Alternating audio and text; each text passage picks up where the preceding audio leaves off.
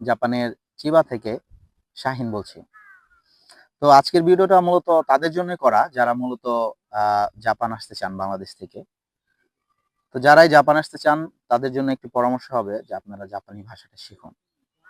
জাপানি ভাষা না শিখে যদি আপনারা জাপানে আসার চিন্তা করেন তাহলে এটা হবে আপনার জীবনের মস্ত বড় ভুল ডিসিশন।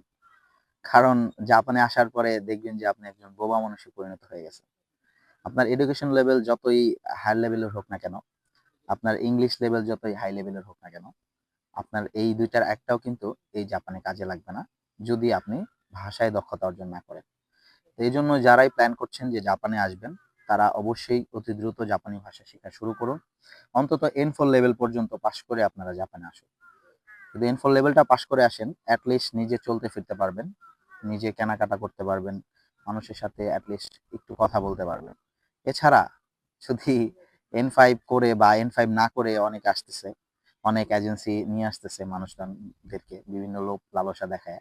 তো আপনি যদি আসেন হয়তোবা আসতে পারবেন যেকোনোভাবেই হোক। কিন্তু আসার পরে আপনি দেখবেন যে সবার কাছে আপনি একজন বোবা মানুষ।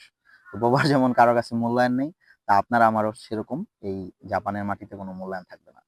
তো সবচেয়ে ভালো হবে আপনারা কোনো এজেন্সিতে যান, গিয়ে কথা বলেন এবং ওখান থেকে N5 প্রথমে শেষ করেন, এরপরে N4 শেষ করেন, এরপরে জাপানে আসেন। তো এটাই আসলে আজকের পরামর্শ ছিল আপনাদের জন্য। তো সবাই ভালো থাকবেন।